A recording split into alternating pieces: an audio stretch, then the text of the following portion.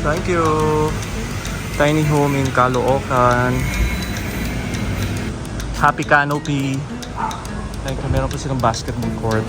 Supposedly ito, parang parking, pero hindi na nilang basketball court. So there it is, and then ito yung main gate. So they have 2 parking slots. We're going home! Happy anniversary mga kapamilya! So it's here sa Daylily. Clarion Lily. It's dead end na yun, no? Charion. Clarion, L ba yun? Oh, Clarion Lily. I'm sorry but you have to see this now kasi kakabalik ko lang and look. Bumagsak na yung ceiling ko because of, I don't know. Terribly. Kinumplain ko na to last week eh. Kakabalik ko lang kasi nga umuwi ako ng Bulacan. Nireport ko na ulit. Bukas pa lang nila supposedly i-check eh. Pero bumagsak na. Ayan naman oh. Grabe. Kaya tumutulo pa. I'm sure sa ilalim nito baha na rin. Ayan yung debris. Yung paint. Nagkalat na dun sa ano. Kabuti yung TV hindi natamaan.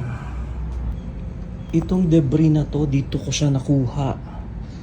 Exactly where I was sleeping. Saan nakaposition. So paano kung nangyari yan ng gabi na lang na natutulog ako? God. Ano nangyari dyan? Ayan yung leak oh. That's the water. And ang layo na nang tinatravel na. That's why ang bagsak niya. Ayan. Hindi na umuulan yan ah. And even before pa bumagyo, ganyan na yan. Kasi hindi naman mapapabagsak yan na isang bagyo lang. It's been going on. Pero, ito pa. Baka sabihin niyo guys, puro na lang kami world tour. Bagyo ang todo. Yan, may sahod. May mga...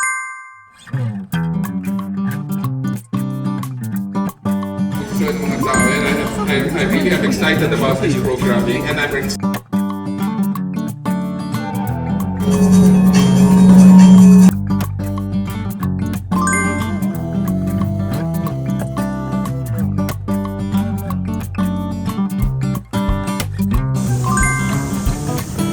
cooking sinigang. Lagyan namin ulit ng malunggay. Malugo na. Parang mas lalo pang mapipita sa. So ito na yung tsura ng garden natin na yung papaya sana mabuhay pa. Kawaya na bawasan na rin. Tapos itong kangkong na pinitasan natin. So yung binili natin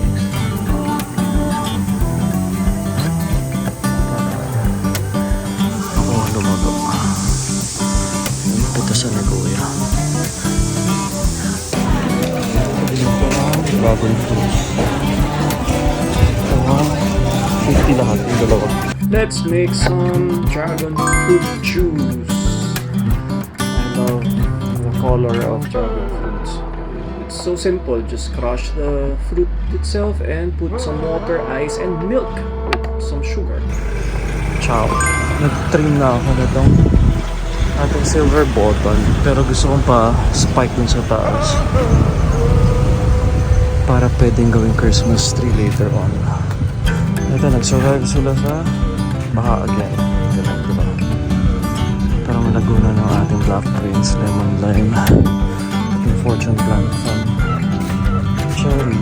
Itong CZ plant natin, ito na mag-try na yun. Bumanda rin yung tubo ng ating snake plant.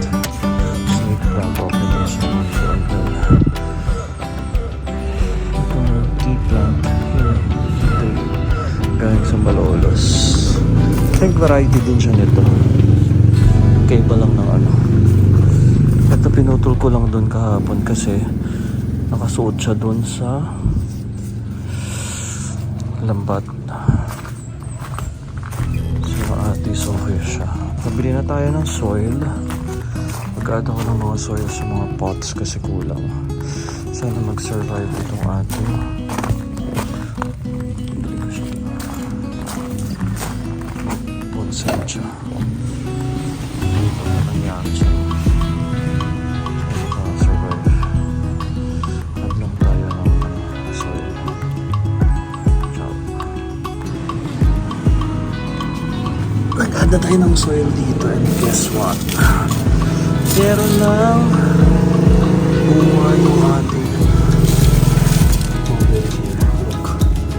Where's the bunga? There you go.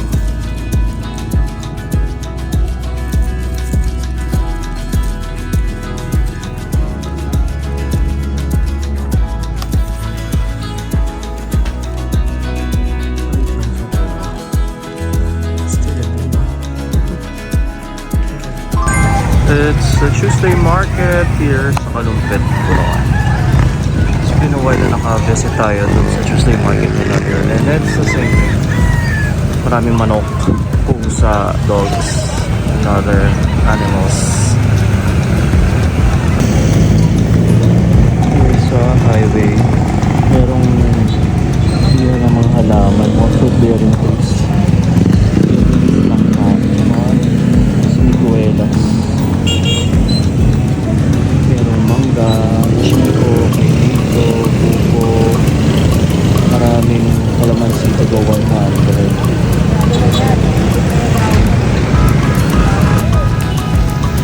Nakakatawa.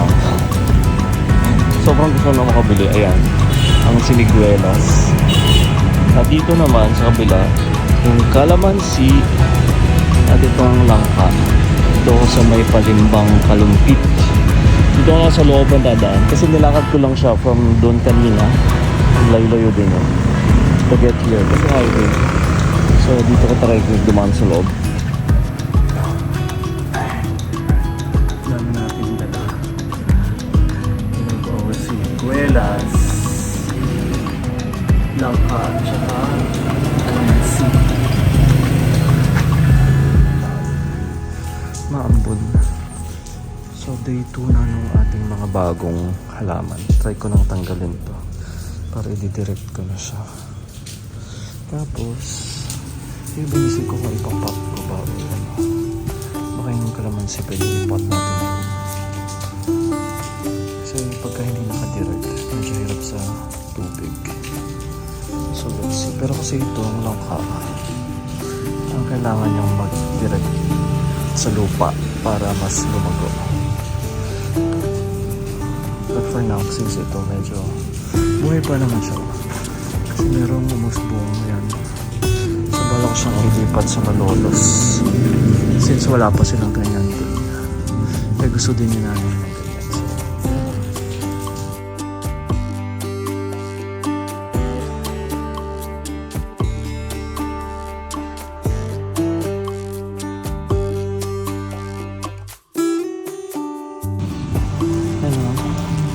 So so nasa-save naman natin para paglipat later sure na buhay siya. Ito pa yung tubo niya. So careful lang tayo sa agad.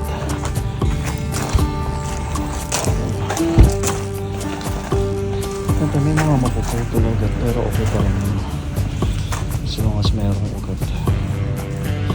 Isa natin kasi para mag-drive yung mga fruit-bearing trees natin.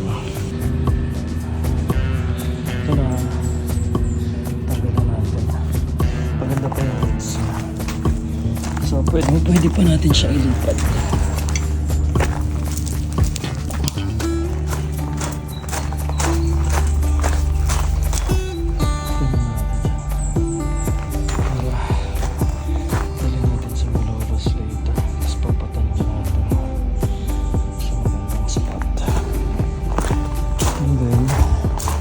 Dito yung langka naman ipapwesto natin. Ano magiging pwesto na? So I guess ako kasi needs space din sa likod para hindi sa kuda masyado sa board. So I suppose for now dyan mo siya muna. So hindi sa